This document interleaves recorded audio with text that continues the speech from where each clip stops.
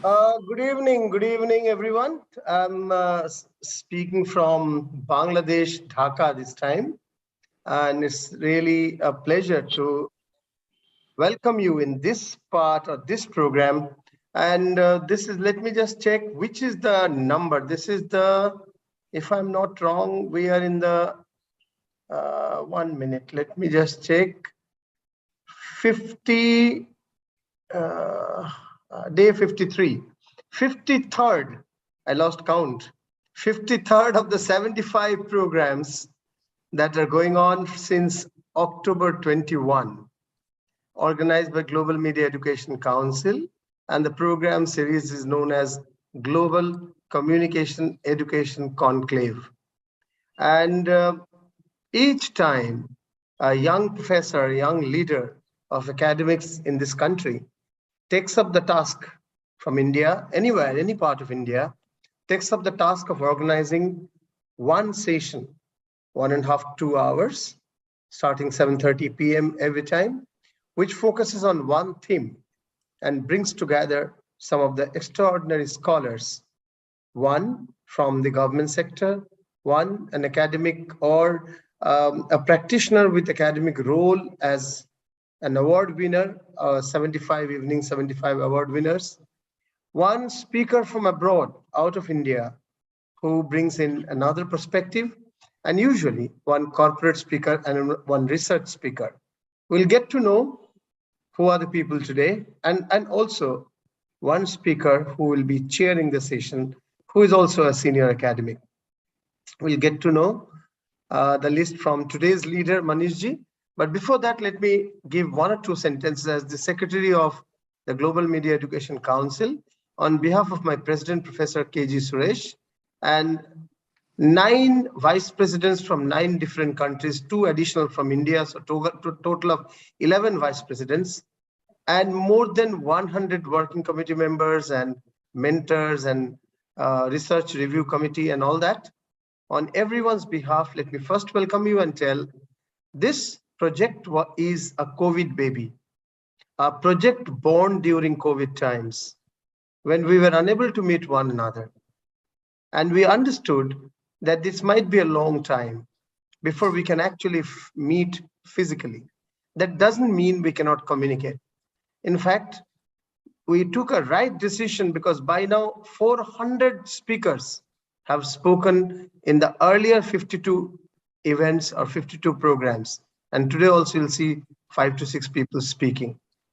So that brought us together, this particular decision.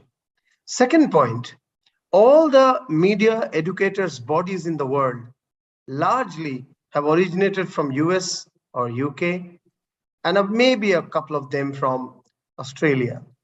There are hardly global bodies which have actually started from Asia or Africa and have become global. We cannot claim to be truly global just now, though we have 9 countries vice presidents, but over a period of time, we have the promise of that. In 2023, at least, we'll have physical events happening in India, in Bangladesh, and in Australia. And we are hoping even in Ghana, which will be Africa. So that will make us truly global. But at this point of time, we are aspiring to be global, and we have vice presidents in multiple countries. So to bring about a developing world perspective, so in all other organizations, and there are good organizations, IMCR and many more, and even IMCR is a part of this particular program series as an international partner. All these organizations have originated from the West, where members have come in from different parts of the world. We can proudly tell that in the 75th year of India's independence, which is a landmark year, we have this organization shaping up now. Let me also mention this 75 series of 75 events called GCEC is not the end of it. This is only the first program. 2 more programs have been already announced. I'm not getting into the details. I only can say that this series of 75 programs is leading to 3 books. One series titled 75 Jewels of Indian Media Education, all the award winners together. Second book, Reflections on Contemporary Media contemporary media, which will be summary of the talks that most of the speakers, other than the award winner, most of the speakers are giving. That's second book. And third book, 50 selected research papers. Already 73 or 74 have been presented. 50 selected complete research papers together. These three books we are publishing. Hopefully, by the day we finish the 75th year of India's independence, which is 15th August 2022. And in September, we are physically meeting, more than 200 of us physically meeting. And in all probability, everything goes fine. We will be meeting in September, dates not yet announced, in Darjeeling, West Bengal. Following which, we'll meet in Dhaka as a global meet together, not just from India, but from 9 to 10 countries in Dhaka in January 2023. So this, as a background noted, we now move to today's program. Today's program, the theme and everything, I'll not get into that. I will not steal the thunder of Dr. Manish Kumar Jaiswal. Manish Kumar Jaiswal is the leader of today's program.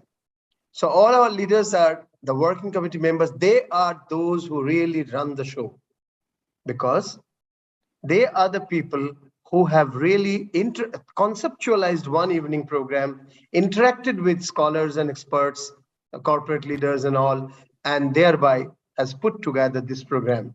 This is, you must have been part of many organizations maybe in life, but this is one where Suresh and me might have started, but we do not actually decide the contours. We can only suggest. The broad outline is given, but all the speakers today, the theme and everything is finalized by Dr. Manish, the leader of today's evening. Thank you for being there, Dr. Manish. He is currently working as the Assistant Professor of Department of Journalism and Mass Communication in ITM University, Gwalior. He has been a media trainer, even for professionals, working on Google News Initiative and Data.Leads. He has worked as the head and assistant professor of Mandsaur University, Mandsaur, and Gayatri Media College, Kashipur. He has received his PhD in Film and Drama Studies, Performing Arts from Wardha. He also holds an MPhil degree in Film and Drama Studies. What I really liked, here is a man who is a true social scientist. One master's in media, one master's in political science, and one master's in sociology.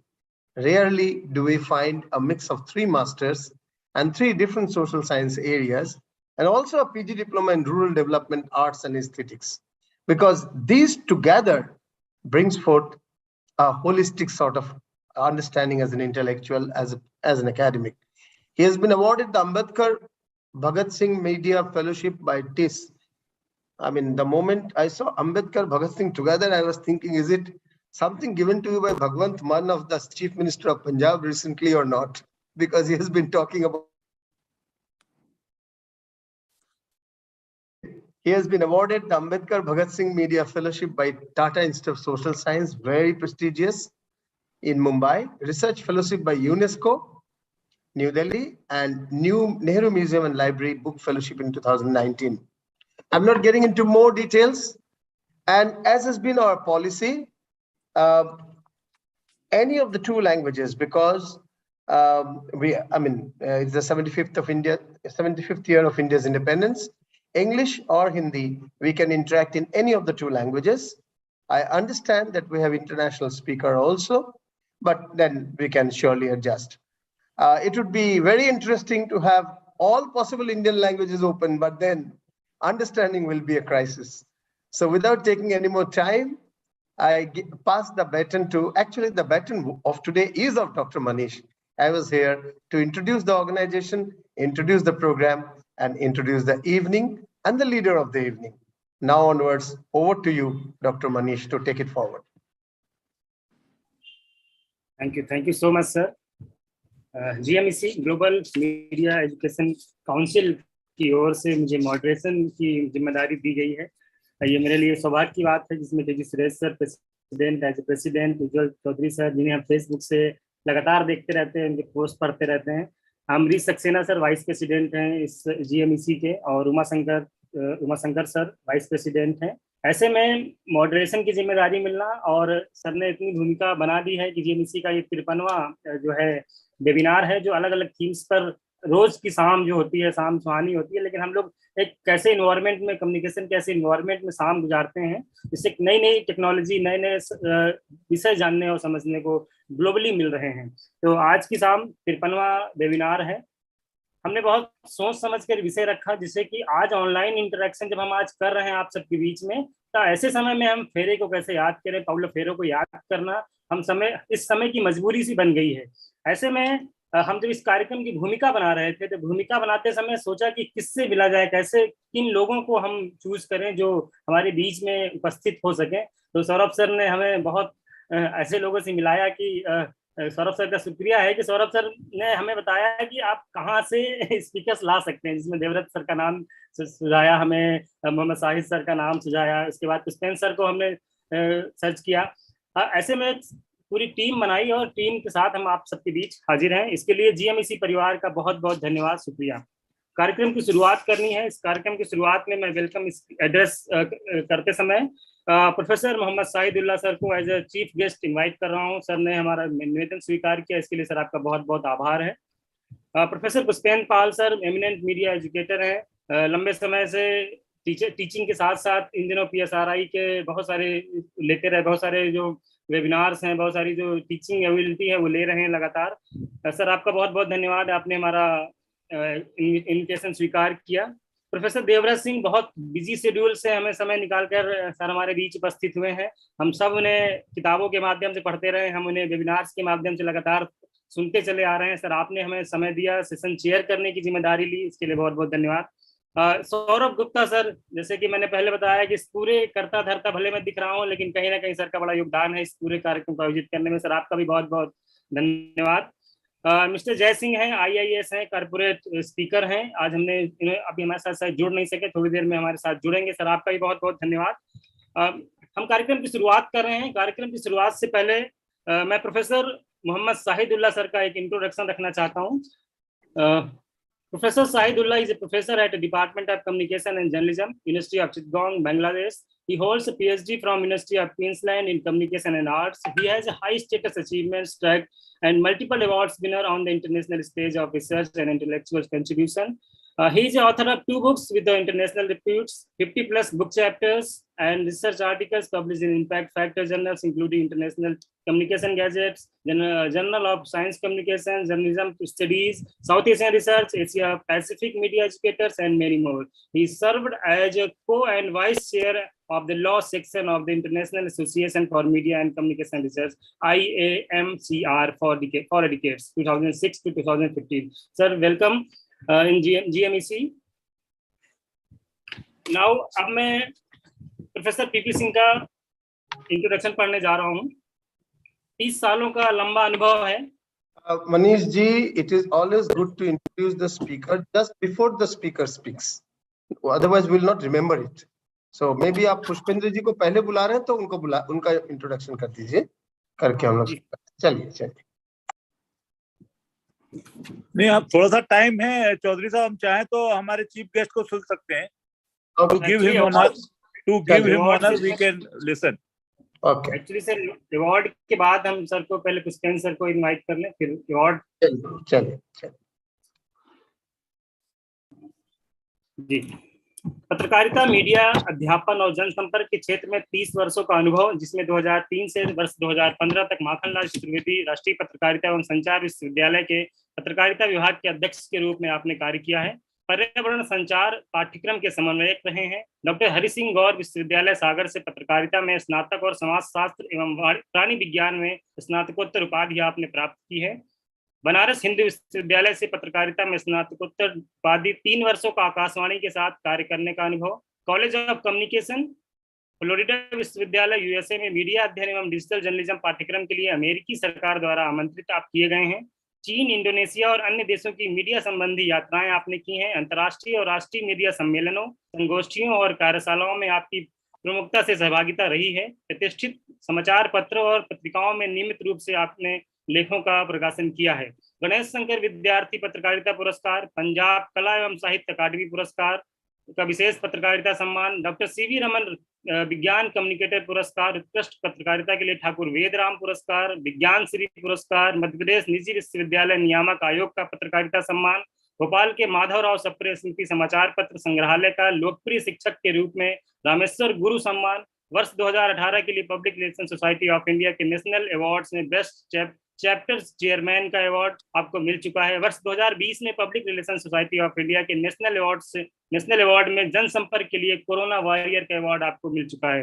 वर्तमान में मध्य प्रदेश शासन के उपक्रम मध्य प्रदेश माध्यम में प्रधान संपादक एवं मध्य प्रदेश सरकार के साप्ताहिक समाचार पत्र रोजगार और निर्माण के संपादक के रूप में आप इन दिनों कार्यरत हैं। इसके अलावा पब्लिक रिलेशन सोसाइटी भोपाल के आप चेयरमैन हैं। सर, आपका बहुत बहुत स्वागत है। जीएमईसी परिवार आपको मीडिया एजुकेटर अवार्ड से सम्मानित कर रहा है। मैं टेक्निकल टीम से चाहूंगा सर कि आप वीडियो लॉन्च करें और सर प्रोफेसर शाहिदुल्लाह सर से मैं निवेदन करूंगा कि सर को फैसिलिटेट करें।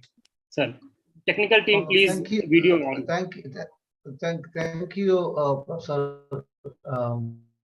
Moni Jaisal, and it's really opportunity for a teacher.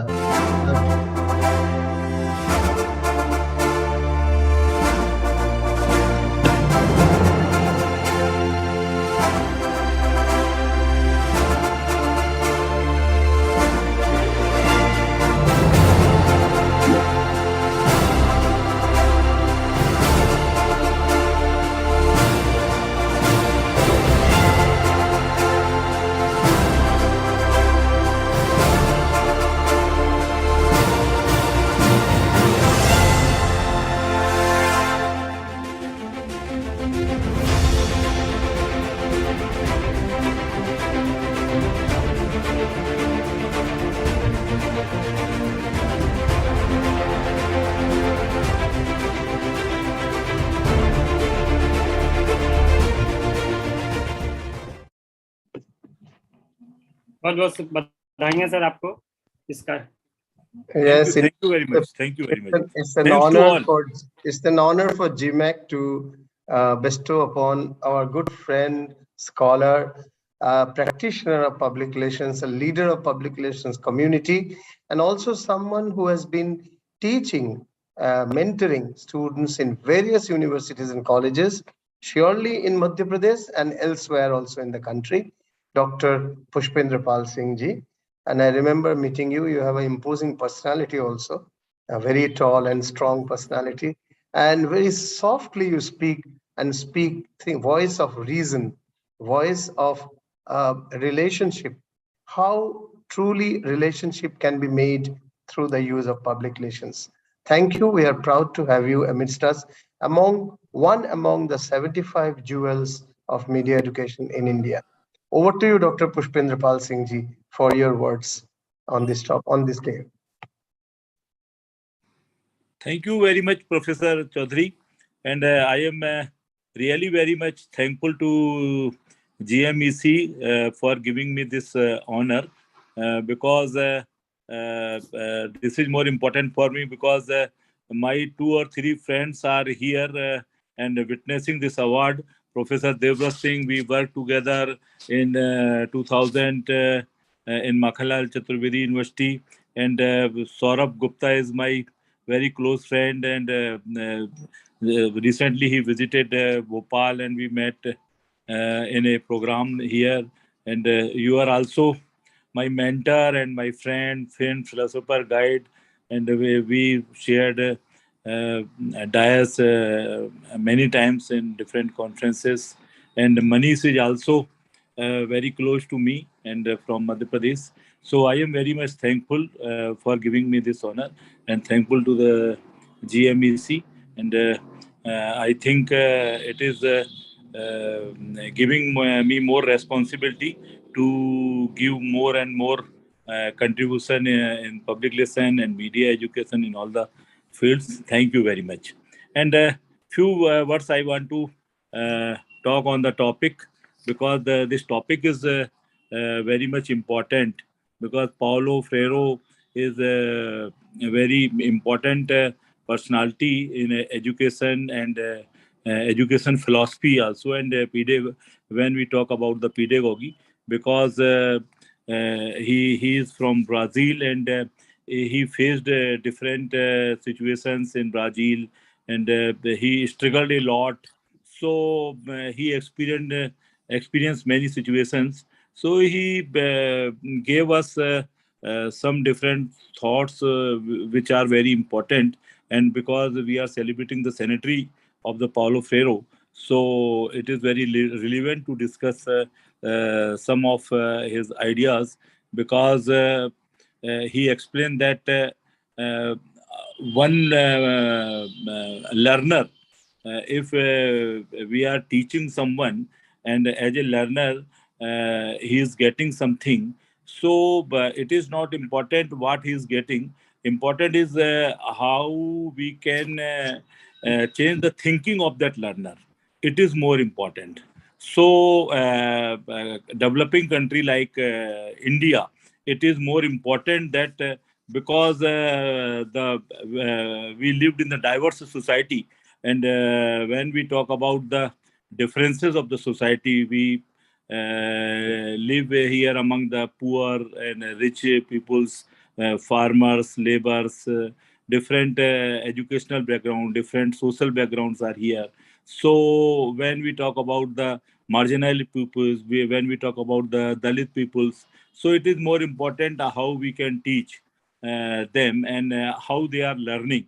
And what Paulo Freire explained, that if we are able to change his thinking, it is more important. If we are not going to change his thinking and thought, so we can say that pedagogy is not important. But Paulo Freire was a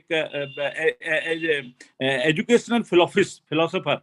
So he explained the philosophy of the education, and he wanted to change all the education system, because it is not time to give explain in detail. But one term he explained, the banking education. Banking education means a teacher is like a depositor, and the learner is getting the a lot of matters, lot of thoughts. And if the learner is not getting and explaining according to the society and according to the situation, so it is not useful for him. So situation is more important. So what is the important in his pedagogy of Paulo Freire? The situation. If we are talking according to the situation, so it is more useful according to the education. So it is. He said that describe the situation, define the problem in the situation, and make the link between the participants and the problem. So problem and situation are more important. So as a teacher, if we are able to explain the problem and situation and the relationship between the problem and situation, then our education system will be more useful, more effective. So that's why he propagate the critical pedagogy. And critical pedagogy means if our education system is providing a platform to the learner, that he can ask the question. So it is more important. So I think I am paying my regard to Paulo Freire. He gave us this very important pedagogy. And when we critically examine in reference of today's system, so I think it is more and more relevant, because uh, everywhere in the education system, every time we said, we ask, we try to explain that if education is not liberating you, so that is the no meaning of the education. So if we are able to liberate a person through the education, then it is more important. He can ask the question, he can understand the situation. If he is able to live very liberally, and if he is getting the freedom, so it is more important. So I pay my regard to Paulo Freire, and I am endorsing that this pedagogy or this philosophy of the Paulo Freire is more important and more relevant today's time, and we need this system in the today's society to change the and to transform the society in a positive manner. Thank you very much. Thank you so much, sir. Once again, आपको बहुत बहुत बधाइयाँ GMEC परिवार की तरफ से आपको दिए गए सम्मान के लिए। एमिनेंट मीडिया एजुकेटर के तौर पर हम आपको अब हम लोग पहचानेंगे।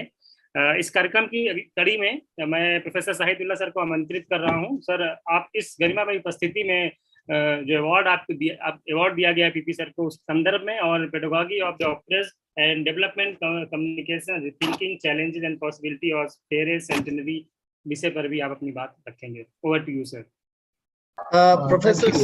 Professor Saidullah, before you speak, I would like to tell Singh Saab, Puspendra ji, that today our friends who are here are be our testimony and of this moment of the award.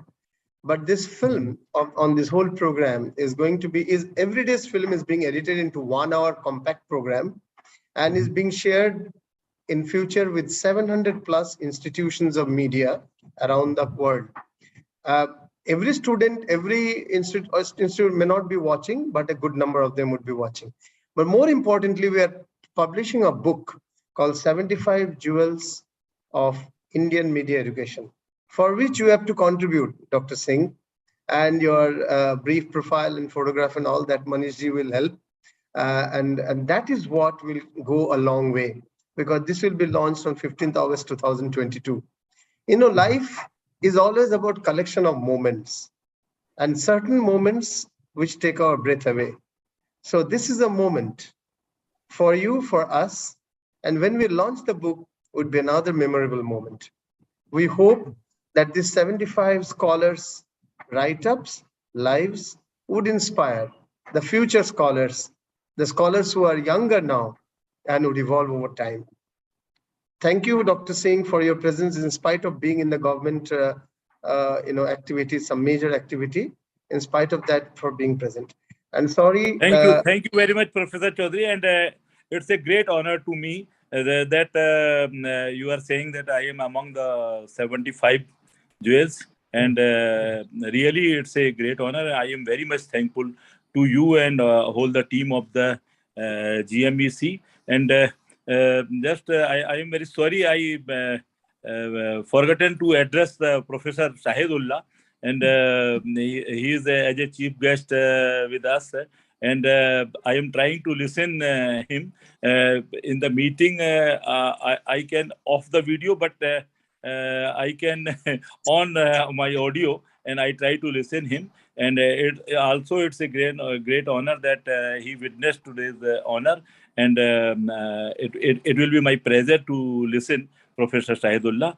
And again, I am very thankful that many of my friends, Professor Devrat, Professor Saurabh, Manish, and also you are here to witness. And again, I got the time to discuss and to meet all our old friends. Thank you very much. Over to you, sir. Saidullah sir, from Chittagong. Thank you. I'm really delighted to listen to Professor Pushpendra Pal Singh, because he mentions many aspects, and also it's an honor really that he got the award in this time.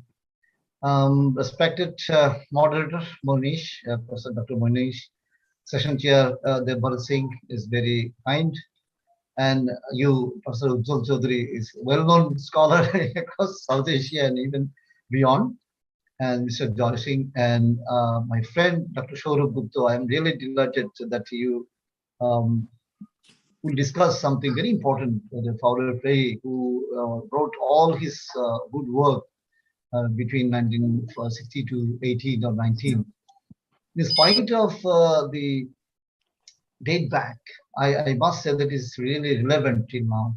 But before I go for the discussion about the issues, I must pay my tributes to Indian soldiers who sacrificed their lives in during the Bangladesh War of Liberation, because today is the time that whenever we were attacked by the occupation army from Pakistan here in Dhaka and Chittagong, where I'm living, and you know that 30 million, 3 million people actually died or were killed during the War of Liberation, and also around 5,000 Indian soldiers, they sacrificed their lives in Bangladesh territory during that period.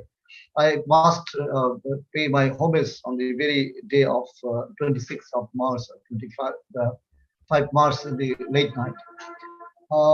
Before this is the way how I express my respect to these great people, great brave son of the soil, and also the mothers and sisters who sacrifice their um, honor in lieu of our independence. Paulo Freire is actually, he works for the people who are oppressed across the world. Dear friends and colleagues, we all know that Freire ideas evolved historically from the late 1940s to the 1990s, but the seminal contribution are between 1960s and 70s in the time of authoritarianism, high level of analphabetism, and socioeconomic inequalities were high in Brazilian society, and his experience originated from such a situation. Although somebody may claim that it is old, we do believe Freire's work remains relevant because it applies to every situation where a society is confronted with a dispute over its model of development, meaning the way it wants to protect, produce, and share wealth, and how its members take part in this process. Respected colleagues and friends, for me, firstly, we need to understand Freire's ontological call and underlying principles that were recurrent throughout most of his thinking. Secondly, um, we trace the Freire's legacy by presenting and discussing how Freire inspired three significant Libero-American thinkers and practitioners: Augusto Boal, Juan Diaz Bordebe, and De Souza Santos. Their research and practice have unveiled Freire's legacy into global pathway of theater, participatory communication, and realm of epistemology.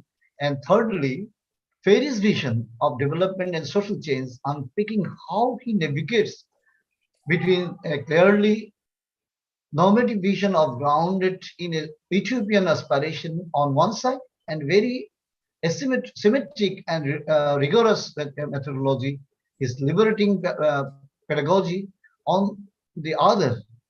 I do believe our keynote speaker today, Dr. Saurabh Gupta, will focus on these three vital aspects during his speech.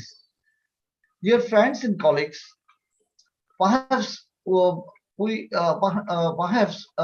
all are aware that Freire's ontological call is associated with five principles: those of humanity, empathy, love, hope, and dialogue, that he presented at the spirit of one of his main referential work, Pedagogy of the Oppressed, originally published in 1968, long day back.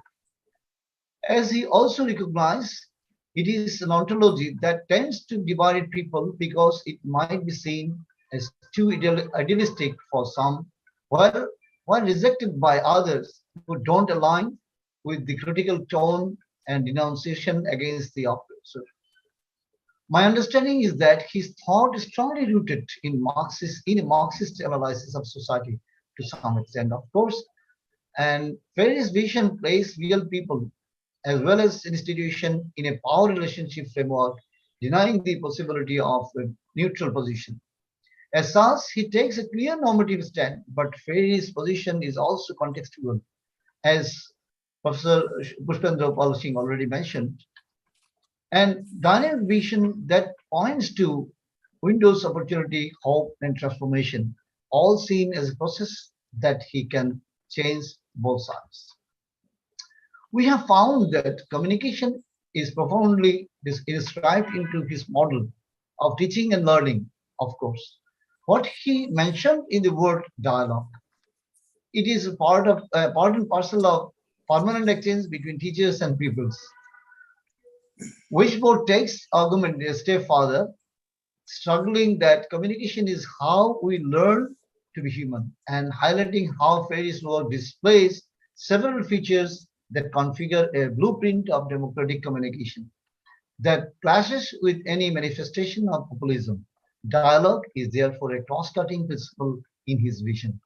Similarly, Frey places humanity as a specific requirement to recognize that people and any people are knowledgeable. So every people are knowledgeable, they are not illiterate at all. They might be literate, but they are knowledgeable.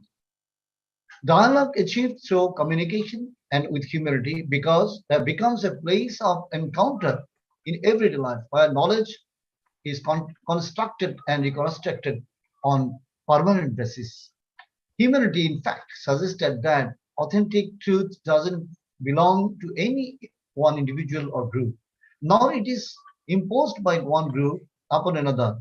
Authentic truth or authentic word in Freire's testimony is rather an outcome of permanent exercise of actions and reflection that takes into account the reality and the perspective of each part. Empathy goes beyond the generosity.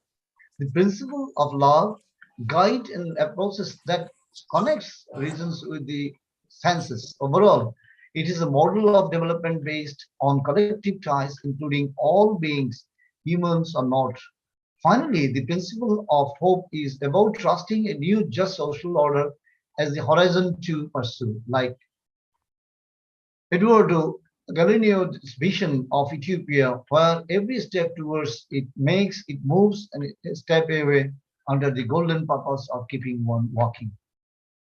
Various liberating pedagogy was developed and refined over 650 years. His career, 50 years of his career from his first work in 1947, his passing in 1997. Although he was very visionary and philosophical, his thinking was grounded in practical experience that already mentioned by Professor Pushpanda and in a rigorous pedagogical methodology. That is the main aspect of our discussion today, I think. It made his thinking not only inspirational to many, but also accessible and applicable. Many social and development sectors, many social movements, for example, in the Arab Spring, the civil society organizations and communities engaging with questions of social justice and social changes have all been heavily inspired by the Paulo Freire, as the Indian movement of the sexual harassment of women. The first explores the Freire's influence upon theater for development, Augusto Ball's Forum Theater in particular. The second refers Freire's influence on participatory communication and communication for social change, illustrated by Juan Diaz Bordeaux's writing. Finally, and possibly most significantly, Freire has influenced Boaventura de Souza Santos' thinking and articulation of epistemologies of the South, which is more important than everything. These draw significant lines of current debate about the development, in particular about the philosophy of science, and that informs debate and concept theories of development. The historical development and influence of Freire over these three thinkers reveal epistemological links, help understanding also connections between disconnect and consequential uprising flourishing in different parts of the world. As we mentioned before, the earlier are frequently triggered by policies that, although punctual, reveal the larger condition of inequality in a sense of power asymmetry experienced by billions of people living under the same unjust model of development that is consequently justified in dominant cognitive machines that under the liberal democratic system or so-called liberalism and market economy.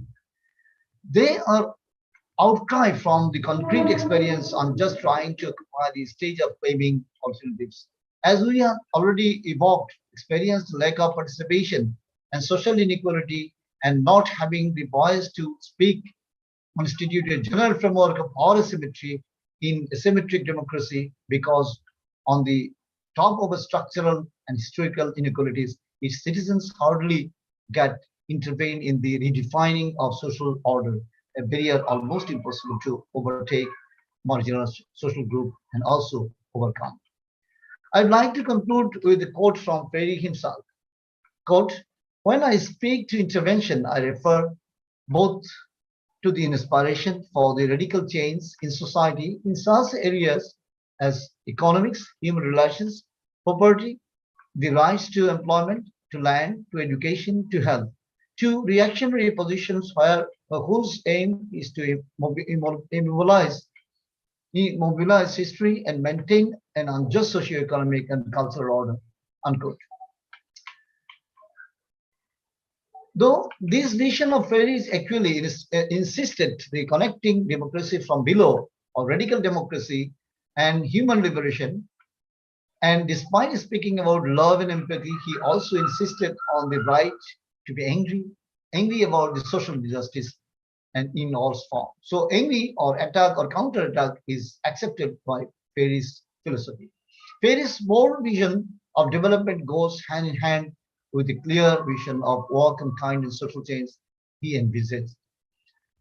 There is a normality in his perspective of social change, and it connects to the goal of breaking an asymmetries to the method of touching down with action and reflection. It is no surprise at all, therefore, that many practitioners inspired by Ferry say that the good communication doesn't come from the mind, but from the field that work on the mud of the poor.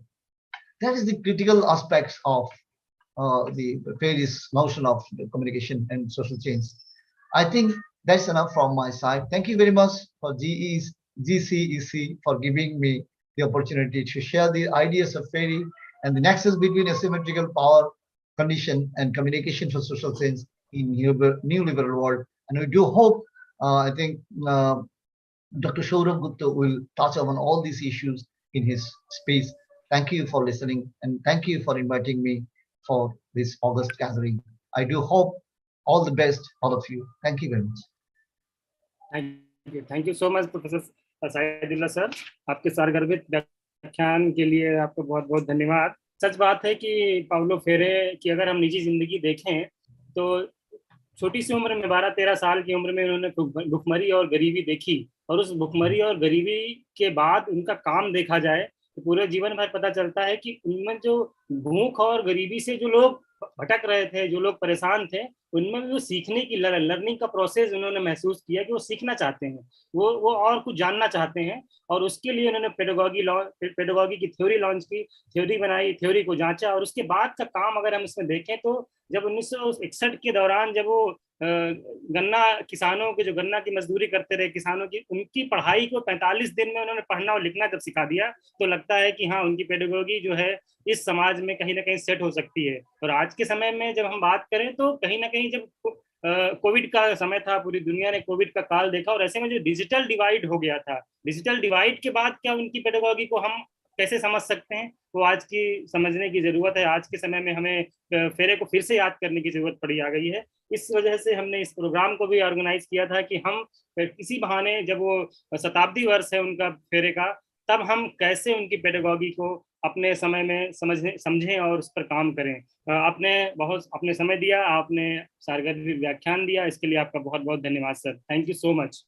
कार्यक्रम की अगली कड़ी में हम बढ़ रहे हैं. Technical sessions हमारे स्टार्ट हो चुके हैं. टेक्निकल सेशंस में जो हमारी थीम है, pedagogy of the oppressed and development communication, rethinking challenges and possibilities on fair centenary. इस विषय पर की नोट स्पीकिंग के लिए डॉक्टर सौरभ गुप्ता जी हमारे साथ हैं. सौरभ सर का मैं परिचय यहाँ रखना चाहता हूँ. Dr. Saurabh Gupta is a PhD and specialized in communication and for development, media aesthetics, and gender and culture studies. He has a teaching experience of over decades. He has the rare distinction of teaching in 3 states between 2008 to 11. He taught in Gurudas College, Kolkata, Central University of Bihar, Patna, and from 2012 onwards, he is teaching at the Central University of Odisha, Koraput, where he is presently serving as a senior assistant professor in the Department of Journalism and Mass Communication. He has published 35 research papers in reputed academic journals, and as a book chapter presented paper in 20 seminars and delivered 25 invited lectures as resource person in prestigious institutes. इसके अलावा sir का लंबा परिचय है, समय की सीमा भी हमारे बीच में है, ऐसे में हम उन्हें बहुत देर ना करते हुए की नोट स्पीकिंग के लिए सर आपको आमंत्रित कर रहे हैं. Doctor Saurabh Gupta sir, please. Thank you. May I share my screen? Yes sir. इस सेशन को चेयर कर रहे हैं professor Devvrat sir.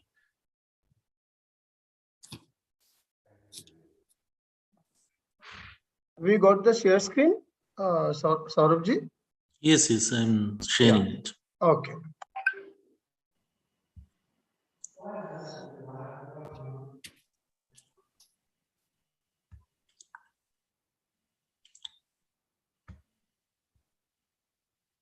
Manish ji, kindly confirm whether you can see my slides. Yes, is it sir. visible? Now it is visible. Okay, thank you. Thank you very much for this generous introduction. I would start my presentation by thanking GMAC for this wonderful opportunity to share my thoughts on Paulo Freire, and I extend my warm greetings and I acknowledge my indebtedness to all the senior professors and academicians who have come together to form this wonderful forum, and I wish all the best to GMAC. Dr. Manish Jaiswal, who has been instrumental in making this a reality, today's session, and Dr. Devavrat Singh, who is chairing the session, and Professor Shahidullah, and also we had Professor Pushpendra Pal Singh earlier. I greet all of you and thank you very much for being here today with us. So basically, this presentation is about, on one hand, it is philosophical in nature. On the other hand, it is extremely personal in nature. Basically, I'm not delivering a talk today. I'm trying to share a few thoughts which come across the mind of a decade-old media educator standing in today's media scenario. And basically, I'm sharing these thoughts to verify whether I'm thinking in the right line or not, to get my thoughts validated by the leading luminary of media education. So it is titled Pedagogy of the Oppressed and Development Communication, Rethinking Challenges and Possibilities on Freire's Centenary. The presentation is, of course, dedicated to Freire, who touches 100 years this year. And I was introduced to Freire at a very young age. I was born and brought up in the city of Kolkata. And at very young age, I was introduced to the art of theater. And it is theater which actually introduced me to Freire. There was a time when we were involved in a very progressive theater movement in Kolkata, and that led us to the likes of Boal and ultimately to Freire. And later on, when I linked up with this discipline of mass communication, I understood Freire much deeper in the sense. So the entire Freire's thoughts and ideologies are basically rooted in a very, very core Marxian concept. And as we say that the pedagogy is a critical pedagogy, and the roots of critical pedagogy lies in critical theory. And here I have to mention Horkheimer, who had actually introduced the very core concept of critical theory, the critical thinking, which forms the very essence of Freire's critical pedagogy. We as human beings are gifted with brain and a mind, a beautiful mind, as we say. And we are blessed with the ability to think, to differentiate what is right and what is wrong. And there is ultimate liberation. The theology, liberation theology, speaks about this capability and its application, free application. Our social system, the political system, the power equation creates an obstacle in free thinking. creates an obstacle in the path of this liberation. And that is where exactly the core of critical thinking comes. Critical thinking is a parallel or an alternative to imposed thinking. The art of imposition is as old as human civilization. Right from the day the human civilization started, free thinking and imposition is running side by side. And imposition has always been getting the better out of the two. So therefore, as a counter to this imposition, the critical theory emerged. And as all of us in the discipline of mass communication, we know that the Frankfurt School and other social scientists, along with Horkheimer, they gave us a wonderful body of thought and discourses on dialectics, which help us to form a critical thinking. The sole aim of critical theory and the critical pedagogy is to facilitate critical thinking, something which is always gets covered up or which is buried by the political forces. So basically, if we say the essence of the critical pedagogy lies in the thought of human beings being producers of their own historical form of life. No one writes our history, no one decides what our life will be, but it is we who have to actually form an opinion and direction of the life, and to liberate human beings from the circumstances that enslave them. So it is very clear that there are circumstances which are always trying to capture the human mind, the beautiful mind, our independent thinking. And we have to avoid them, we have to evade them, we have to counter them, and we have to challenge them. And that is the entire essence of liberation. So basically, if we see, we start with education as a concept, because Freud's pedagogy was, the core concept was based on education.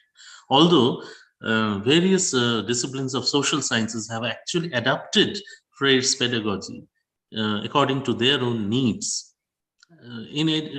I was thinking, the pandemic was mentioned, and this entire online teaching, which we have all been actually getting used to in the recent times, those 2 years. Thankfully, now we have students on the campus. I was going through a report by UNICEF that it is unimaginable the number of children who have actually been left out of education during this pandemic period because they didn't have the means to online education. It is not inclusive. So there are so many children who didn't go to school and who are deprived of education. And education, whatever, there has been so many commissions, there has been so many pedagogies, there has been so much thought regarding how to, step up education. But the point is that Freire always maintained that education is a tool, both a tool to legitimize inequity, and it can be used to get rid of the false consciousness of being educated. We sometimes feel that we are educated actually, but that might not be the case. There are so many, we have degrees and diplomas and everything, but it is a false consciousness. Probably we are accumulating knowledge, not really understanding what is knowledge, not realizing what knowledge means to us. And this is where the entire concept of oppression, as envisaged by Freire, comes. So basically, Freire, on a very, very Marxian line, he divided the society into two classes, the oppressor and the oppressed. On one hand, the oppressor are the privileged classes, people who have access to all kinds of, privileges and the means. They are working for supremacy, to establish an order which suits them.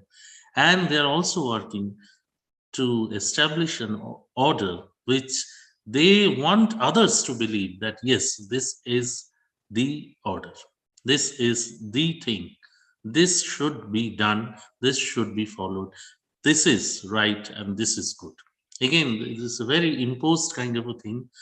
And in order to maintain that order, in order to maintain that power equation, power structure, they resort to divisive politics. They divide the society into groups, and they always ensure that there is no unity between the people. And what happens is they create a social and cultural order where things are very, very formulaic. For example, see, for any activity today, we have a particular system and well-established conventions. Who created the convention? So it is always a group of people who actually create the convention. And whenever you go out of convention, whenever you try to do something which is not conventional, you are not accepted. It is difficult to accept something which is very unconventional. And in a process where this order gets more and more established, the order gets firmly rooted into the roots of the society. The oppressed people, they start losing the power to analyze. They start losing the capability to understand even that they are being oppressed. So sometimes they really undergo an inferiority complex, and they really think that, yes, whatever the oppressor is saying is right, and I am not fit to take that position. I am here only to be a follower, and I am not the leader. I cannot be a leader. If I become a leader, that will lead to a catastrophe. So what Freire says is this is a cultural invasion. There was an original culture. We have imposed something on that, and we have created an environment where people forget their original culture. Submersion of the belief, the abilities, and the positivity which is inherent to a society. So in the pedagogy of the oppressed, Freire puts forward an alternative to the conventional order, social order, which is going on. He says, now let us equate these points to the education system. Pushpendraji was saying about that banking concept. So even, I mean, it was written in 1968, but are we doing anything very different from what was happening that time, which compelled Freire to write this treatise? I don't feel so. Basically, what we are doing is we are engaging in an one-way communication, and we are basically trying to show that we know many things. Our students, we don't have expectation from our students. We don't believe that as students, they can be at equals with us. So when a teacher goes inside the classroom, he always stands on the stage and he thinks, I'm one up. So I'm here to give, not to take. The concept of taking, even the questioning, is getting ridiculed. If you ask questions, you are ridiculed in the classroom. So Freire said that let us replace this one-way communication with a dialogic communication. He emphasized that not what is there already, let us not deliberate on it, let us recreate. He emphasized on creation of content facilitated by a two-way communication between the learner and the teacher. He said that let us replace communics with communication. Communics, you know, the press releases and the information. This, I remember one of my teachers had once said that nowadays students don't come to the class for information because Google is there.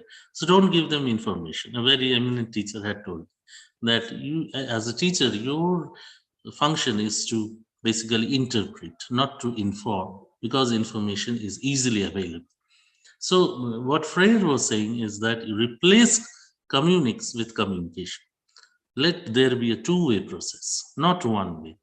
And that the students or the learners are not mere objects, but they should become the subject themselves, and they should become one of the prime players in the topic which is being discussed. So as we see, the convention and the unconvention, both the elements are at conflict with each other. The objective behind this pedagogy was to enable the learners to think critically, independently, not to go by the face value, not to believe what is already there, not to believe in the popular version, but to question, to verify, to research, and to basically, create to reach the actual problems. There is a tendency to hide the actual problems and to put on surface issues that are of less importance. But Freire said, no, we should think about the real issues. We should reflect and act accordingly. So he hinted at a process which would gradually take us, a thinking process followed by an action, and he named it praxis. So liberation, the ability to achieve the ability to critical thinking through praxis. That is the core essence of the pedagogy. Generative themes is a very important term which Freire used, that let us generate the themes. What are the issues that are affecting our lives? Not to be decided by others, but by the people who are facing it, by the people who are into the process. The aspirations, what do we want to become? What is the life for us? And to strive to involve oneself into activism to achieve that goal. And of course, enhancement in awareness. If you are not aware, you cannot act. There is, as I said, that a revolutionary concept is always challenging the existing norms. So on one hand, where a propaganda is going on about the existing order, I do not want to name any particular ruling class or a political party or a leader who is creating hegemony or who is establishing the order, who is the symbol of status quo. But in all countries, if you see the history of the world, be it leftist, be it rightist, be a monarch or a democratic leader, everywhere power has the same characteristics. So there is a propaganda which aims to establish a power structure, and Freire is positing cooperation to counter propaganda. He is positing unity as against the divisiveness. He's saying that people must come together in order to realize what lies in their own interest. They should organize themselves systematically to avoid the manipulations which are being done by the ruling class. And in the due course of the process, he is envisaging the emergence of the real cultural norms as against the established cultural norms, which again we have termed as imperialism. So now, having given a brief overview of this Freire's pedagogy, now I would like to basically link it with development communication, which is a very important sub-discipline in our discipline. So if we see that most of the development discourses have, if we categorize those development discourses, we'll see that they can be, there is a top-down approach, you can say a vertical approach, and there has been a parallel approach which is circular in nature. So on one hand, if I trace the history of development from in the post-World War scenario, the Bretton Woods School, they had prescribed the use of the mass media for acting as a catalyst to development, where it was felt that, especially in the third world countries and the developing nations, people were not enough aware and they were not properly informed. And so the mass media would actually become an instrument of awareness and information. Now, what we ignored in this Bretton Woods prescription, the part which was ignored was the cultural part. It is, suppose in a country like India and in many third world countries, where cultures change every 100 kilometers. It is not actually possible to have a uniform media or a uniform media language or a uniform media approach to communicate to people belonging to different cultures and states, linguistic and ethnic origins. Therefore, again, during the 70s of the last the millennium, we had this alternative thought of involving people in their own development process. And we had terms like development support communication. And finally, UNESCO has come up with communication for development. So basically, the core idea of the alternative paradigm as to the dominant paradigm is that it is the involvement of the people which matters. The people whom we want to develop should participate in the process of development. And like what happens very much in India is that people sitting in the capital city in air-conditioned rooms, they decide the policy for the people, for the development and upliftment of the people who are at the grassroots in the villages. So there is somewhere there is a connect is not there. It is the only people who are facing the problem can actually understand what is the problem, where it pinches, and then only the media suited to address their needs can address those issues. And that media also has to have that cultural and aesthetic element in it. A media which is uniform, which is created, the aesthetics of media which is created to reap profit, to appeal to most of the people, or to appeal to the urban people, to the educated people, may not be the right choice to communicate to the people at the margins, at the villages, at the grassroots. Now, the point is that, see, if we take India, for example, when after the independence, India followed the policy of welfare government. As we know, there was a huge socialistic influence on the policies of which we followed. If we look at the 5-year plan documents after the independence, we'll see that there's a huge socialistic influence, and welfare measures were being taken, and there were support schemes and so many projects, bank nationalization, and these kind of measures were taken. After the globalization in the 1991, things started changing. It became a mixed economy.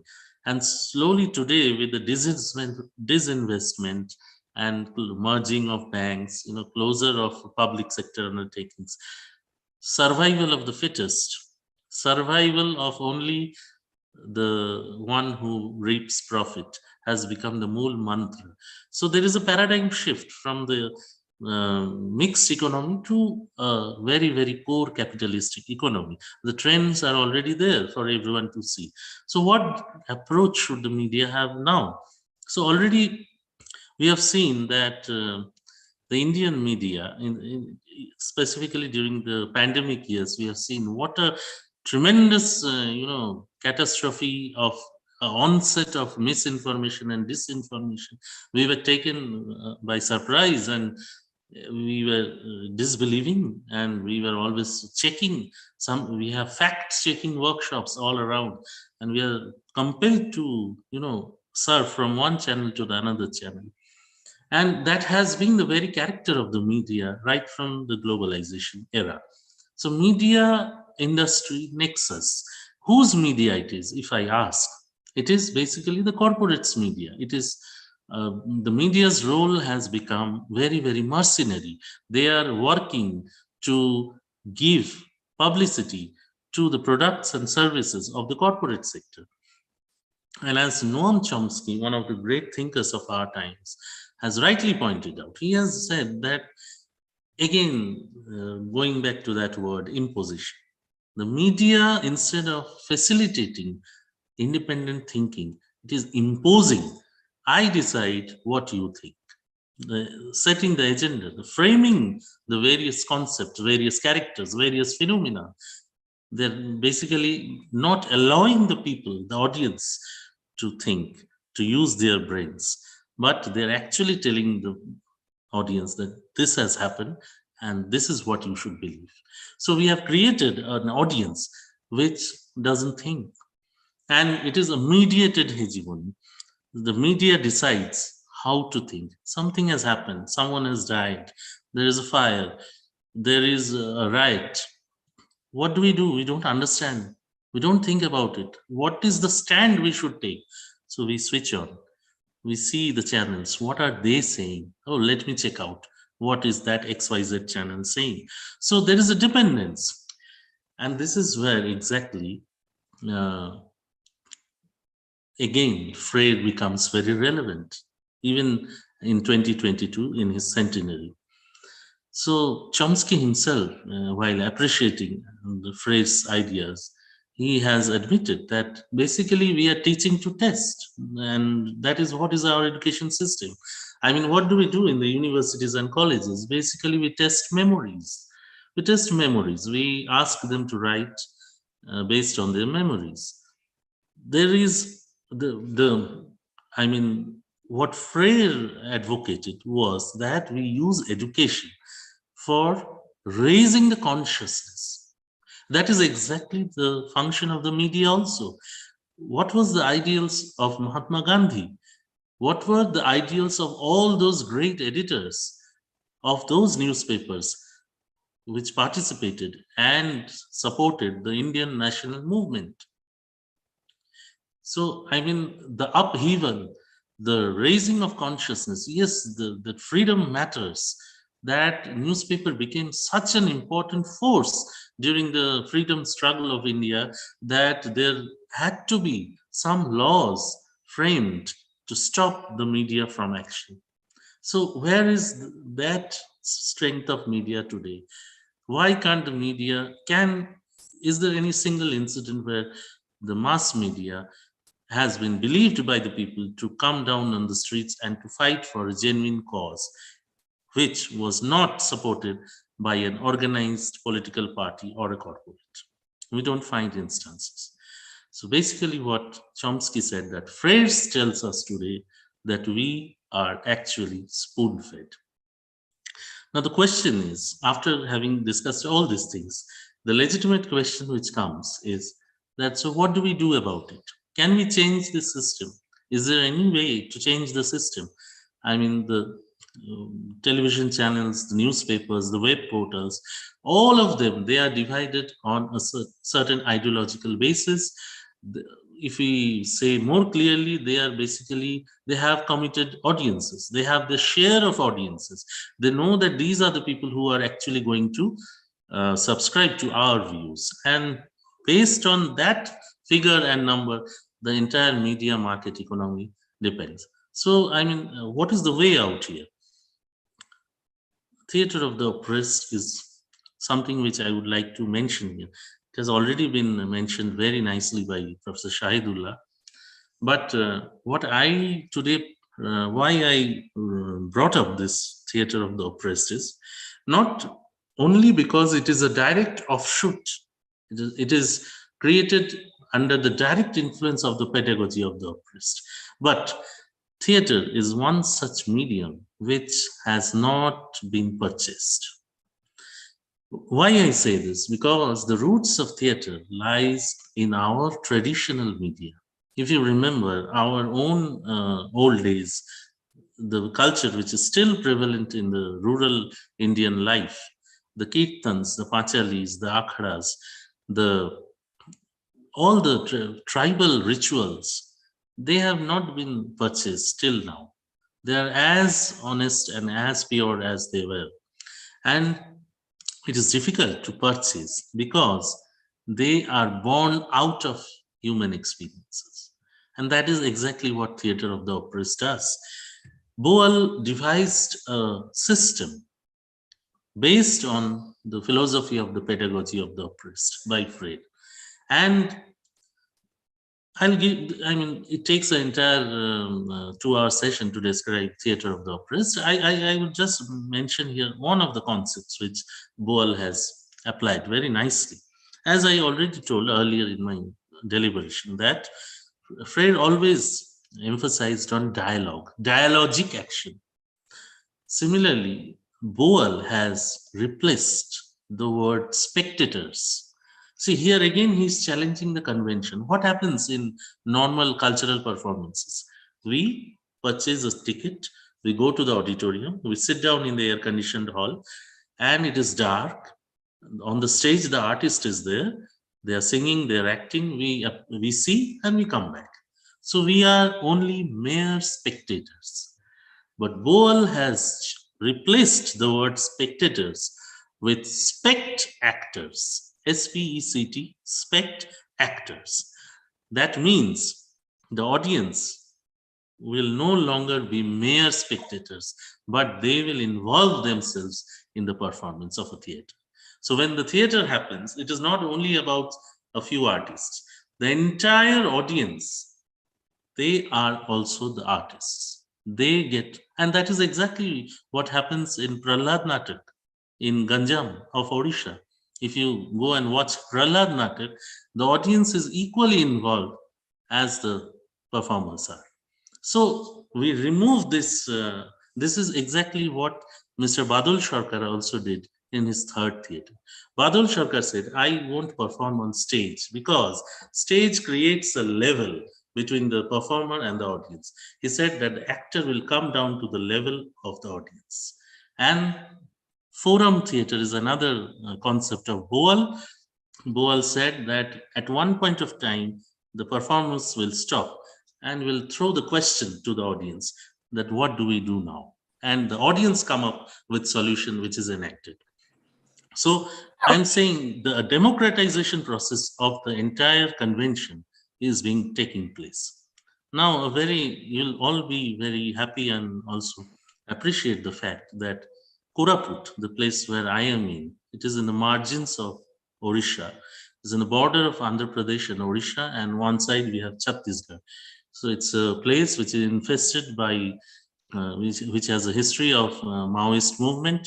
You know, the Koraput, Srikakulam, and Naxalbari were the three places where the fire was lit up during the 70s, during the Naxalbari movement. So there is a place, a village, a remote village of Shibaguda, where some activists, they inspired the villagers to do drama on their problems. So the problem, there was a huge discussion first, the dialogue which Freud said. And out of the discussion, it came up that it is education which is the problem. A drama was created to show how the children of the village, they face difficulty in crossing the certain stretch of land and reaching the schools. It is so remote, it is so difficult to reach the schools. A bridge is needed. There are some facilities were to be needed. A canal was needed. And they went and performed it at first in their own village. Everyone agreed, yes, this is our problem and this is the solution. Then they went to the district collector. They acted the drama in front of the district collector and made the collector commit that the canal will be built. So this is a classic example of Freire's pedagogy being applied in real life. The age of social media has given us new avenues, and basically it has empowered the individual.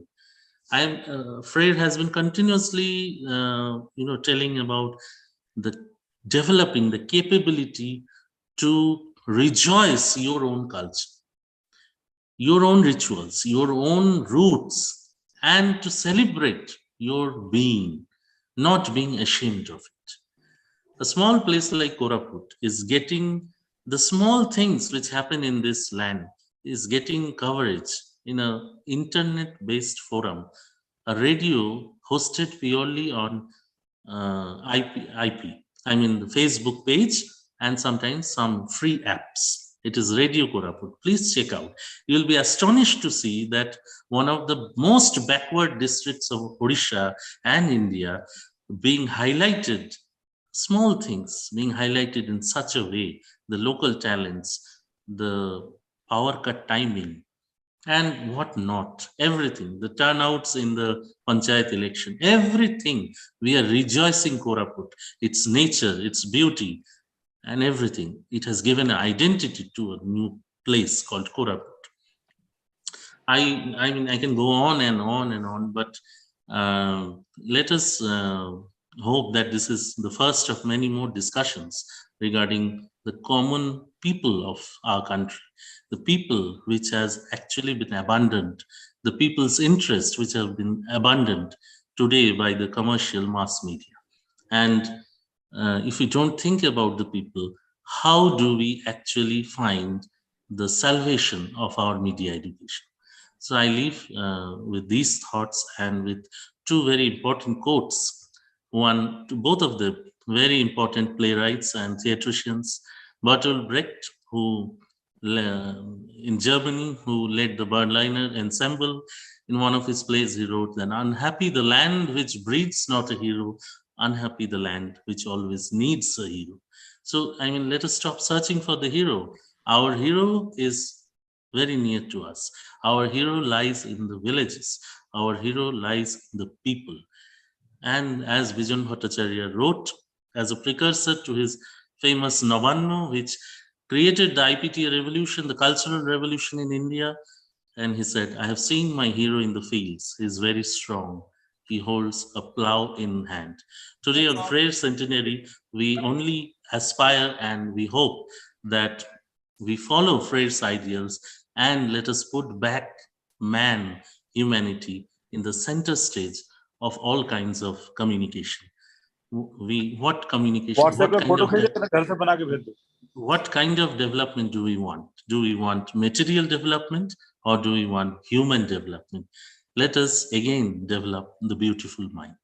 Thank you very much. And I'm really grateful for your patience. Thank you so much, sir.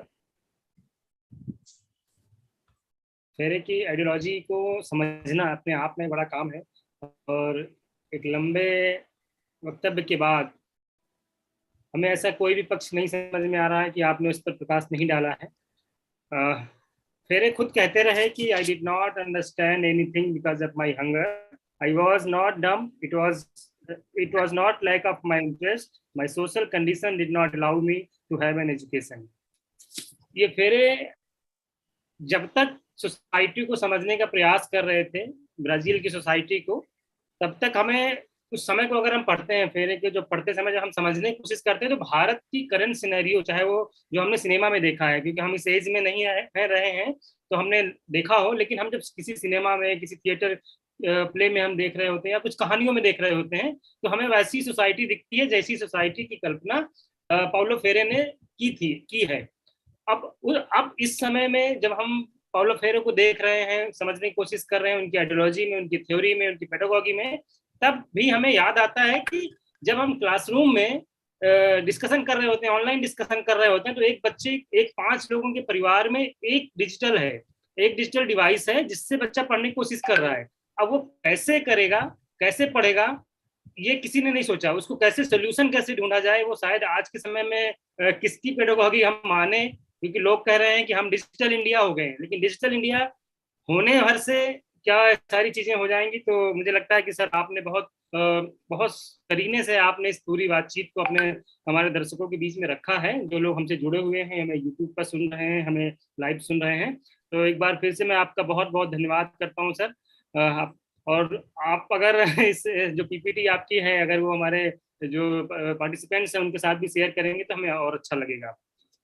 कार्यक्रम की अगली कड़ी में अब वक्त हो चला है आज के चेयरपर्सन को सुनने का। चेयरपर्सन प्रोफेसर देवव्रत सिंह आज के चेयरपर्सन हैं इस सेशन के, इस टेक्निकल सेशन के।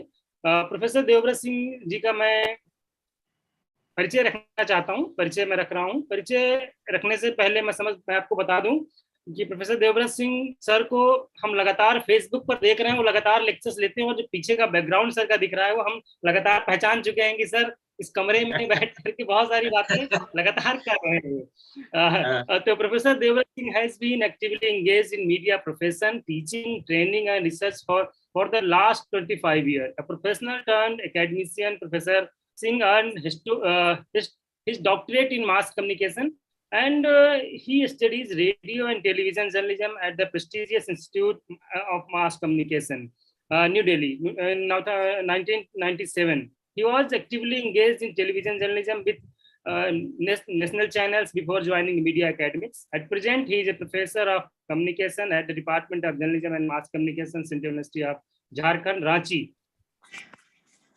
He was dean and head in the present institute for 6 years. Previously, he had also been associated with Makhanlal Chaturvedi National University of Journalism and Communication, Bhopal, Madhya Pradesh, Institute of Mass Communication and Media Technology, Kurukshetra University, Kurukshetra and Maharshi Dayanand University, Rohtak, Haryana. Dr. Singh has authored 5 books on electronic media, history, television, television journalism, and television content.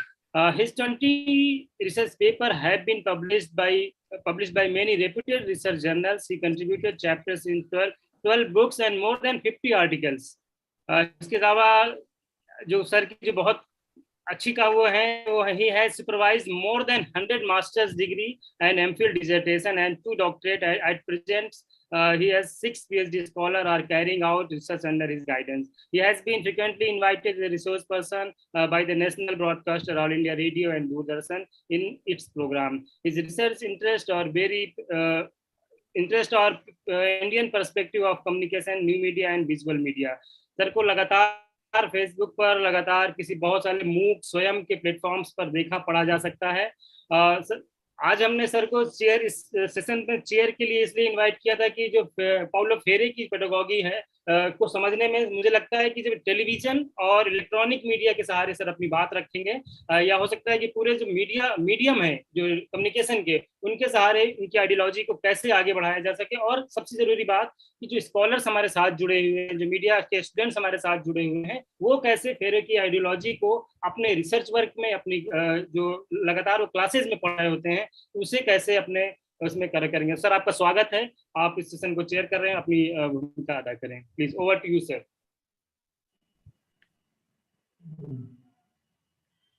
Thank you, Dr. Manish, and thank you, Dr. Saurabh Gupta, for such a wonderful and lucid presentation.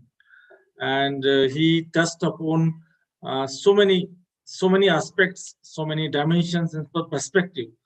Actually, he started with the broad framework of Marxist theory, and then he shifted to educational philosophy and pedagogy of oppressed. This small booklet of 160 pages, which was published long back, almost 54 years ago, and 52 years ago, English edition was published first time. And still we are discussing, because it has that kind of content, still scholars, they are quoting the work of Paulo Freire. And later on, actually, Dr. Gupta, he actually one by one took so many aspects of the theory, and he discussed this theory in the context of development communication. Then he moved on to media, how political economy and mediated hegemony. He discussed about Noam Chomsky also, and in the last theater also he touched upon.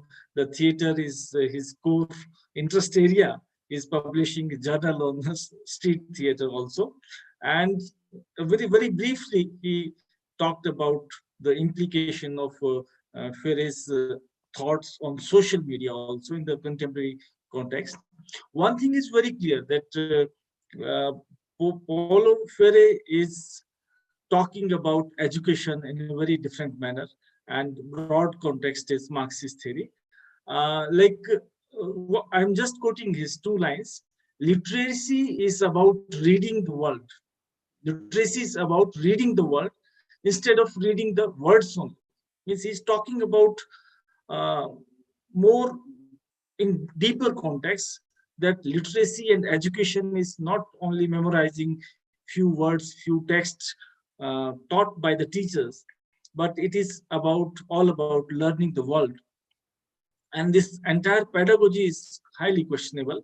Very interestingly, if all the media teachers and scholars and all students, if we look around us, and we can easily relate to the incidents, to the examples given by Paulo Freire, that even today in the classroom settings, when we as a teacher we move into the classroom, what is the expression of our students? How many of them they are able to question on the topic? They are simple receiving the text, receiving the content, whatever is being delivered. And still in 2022 scenario is almost same, because where from they are coming? They are coming from the schools where from the first class only focus is on just memorizing the things. Focus is on getting marks. How this entire scenario can be changed, this is questionable. This is highly problematic area in Indian context also, where the guru Brahma and these all things are actually discussed in a very different context, that guru is very important, and the value of teacher is very important, and questioning is considered as very negative connotation.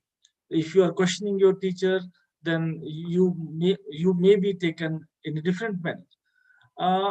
Paulo Freire is talking about culture of silence also, where masses is muted. Masses is not allowed to participate in the broader public sphere. And nowadays, during last 2 decades, and especially during last 1 decade, when the entire digital revolution has happened, and we have all witnessed the transforming public sphere, transforming educational sector, transforming content creation also, where Twitter, where YouTube, and so many other platforms are now available.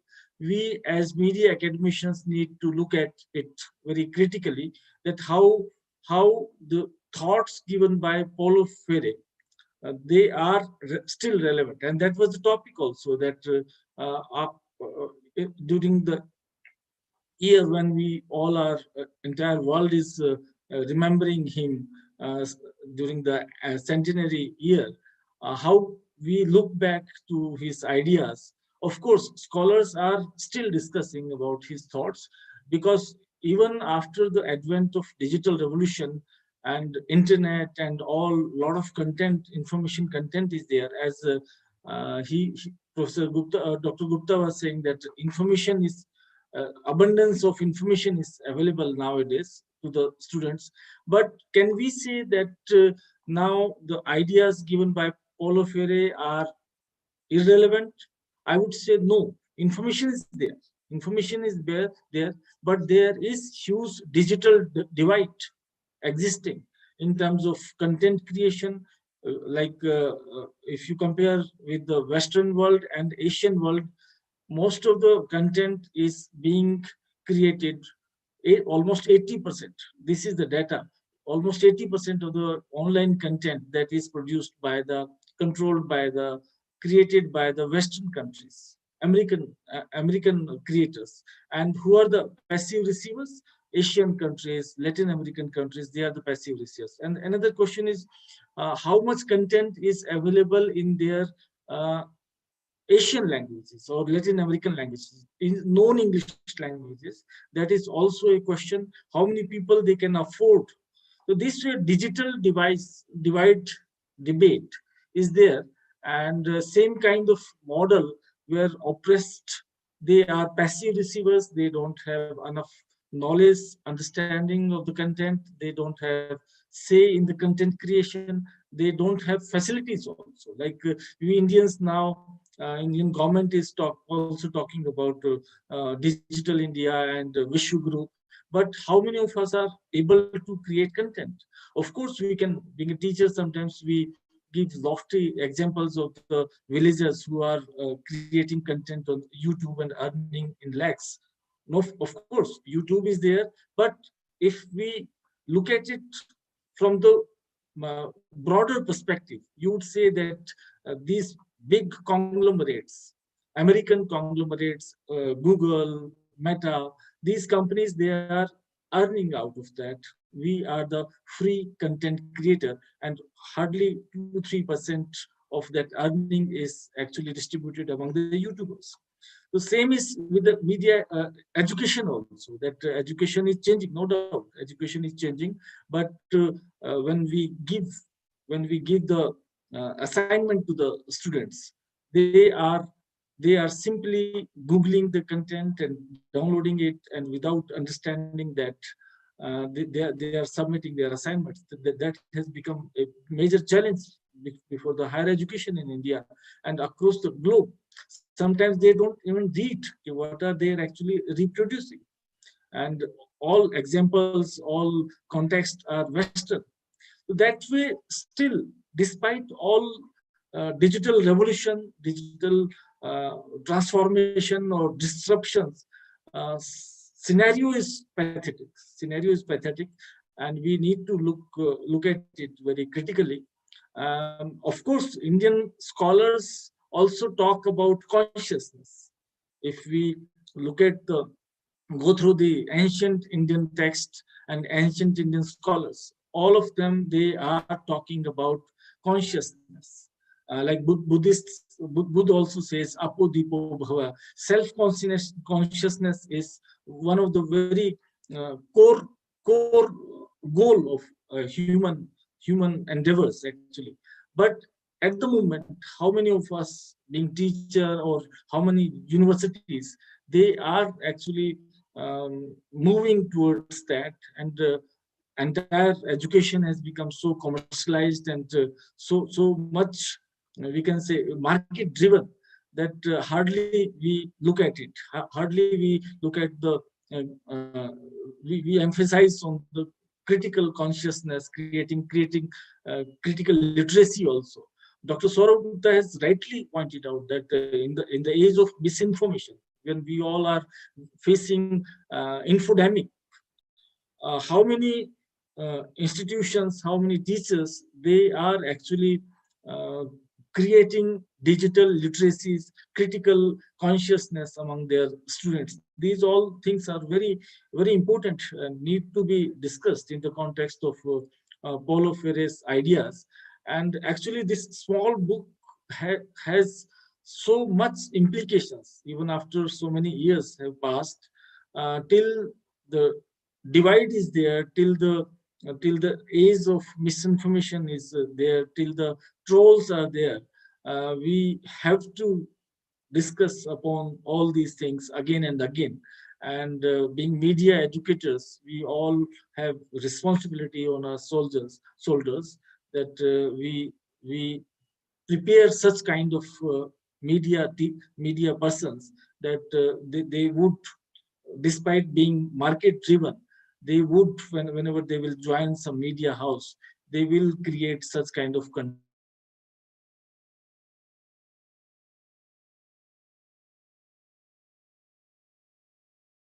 false consciousness.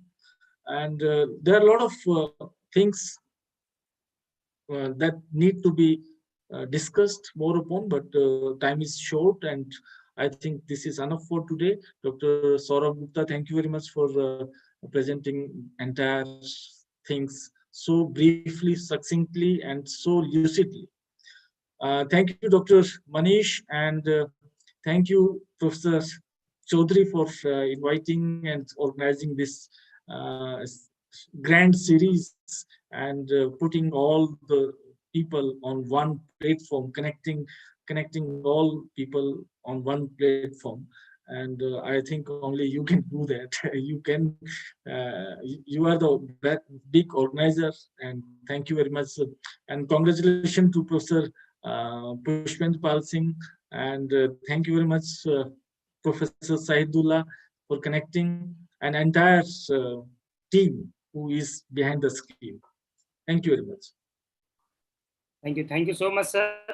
अपने media और medium के सहारे कैसे digital divide को कम किया जा सकता है, उस पर अपनी बात रखी है। डिजिटल मीडिया, डिजिटल समय, जिस समय में हम जी रहे हैं, जिस समय में हम अपने आप को देख रहे हैं, कोरोना के बाद अगर मैं बेसिकली बात करूं, तो बीते 2-2.5 साल में हमने देखा है जिस तरीके से एक डिजिटल डिफरेंस हम लोगों के बीच में आया है, और उसमें ऑप्रेस जो सोसाइटी है, जो दलित सब जो कह सकते हैं कि जो पिछड़ा हुआ समाज है, चाहे वो भारत की बात हो, चाहे अमेरिका की बात हो, चाहे ब्राजील की बात हो, दुनिया के अलग अलग देशों में जो ऑप्रेस सोसाइटी है, वहाँ शिक्षा के मामले में अगर देखा जाए, एजुकेशन के मामले में देखा जाए, तो बहुत सारी खामियां आज भी सरकारों की नजरों में नहीं है। ब्राजील की सरकार ने कई सारे पेडागॉजी जो फेरे ने दी थी, पाउलो फेरे ने, उन्हें अपनाई और अपने देश में उन्होंने लागू करवाई, जिसका नतीजा निकल के सामने आता है कि वहाँ की जो एजुकेशन पॉलिसी है हमसे तो बेहतर है।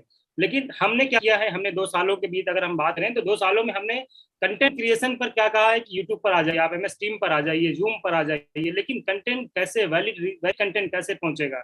हम देख रहे हैं देश भर में फैक्ट साला, डेटा लीक्स और इस तरीके की जो सोसाइटियां हैं क्या कर रही हैं, जो जितना information, misinformation, hoax, satire, इस तरीके की चीजें आगे बढ़ गई, उसमें हम लोग लग गए हैं कि कैसे कंटेंट को वेरीफाई किया जा सके। हमने ओरिजिनल कंटेंट को देने के बजाय हमने मिस इन्फॉर्मेशन और हॉक, सटायर जैसी चीजें, डिस इन्फॉर्मेशन जैसी चीजें, प्रोपेगेंडा जैसी चीजें हमने ज्यादा फैलाना शुरू कर दिया। तो ऐसे में जो सोसाइटी पहले से ही विजुअल कम्युनिकेट नहीं कर पा रही थी, विजुअल को समझने में बहुत पीछे थी, कंटेंट को समझने में बहुत पीछे थी, वो ऐसे समय में तो और बुरे हालात में चली जाएगी। आगे कैसे वो समझेगी, ये बड़ा संकट हमारे सामने समझ में आता है। कार्यक्रम का अंतिम पड़ाव है मिस्टर जय सिंह, किसी कारणों से, क्योंकि वो उत्तर प्रदेश सरकार में लखनऊ से वो पूरा हैंड संभालते हैं, प्रचार प्रसार संभालते हैं, इन्हीं कारणों से वो हमारे बीच में नहीं जुड़ सके हैं। हमारे बीच होते तो अपनी बात वो भी रखते कॉर्पोरेट को लेकर के। कार्यक्रम का अंतिम पड़ाव है जिसमें मैं धन्यवाद ज्ञापन की तरफ आगे बढ़ रहा हूँ। धन्यवाद ज्ञापन से पहले कुछ बातें अपनी तरफ से जोड़ना चाहता था कि कैसे पाउलो फेरे को हम अब रिसर्च की तरफ, इस कार्यक्रम को करने का उद्देश्य कैसे पूरा होगा, हम क्या सीख कर यहाँ से जा रहे हैं, तो उस तरफ मैं 2-4 बातें कहूंगा, फिर हम लोग धन्यवाद ज्ञापन की तरफ आगे बढ़ेंगे।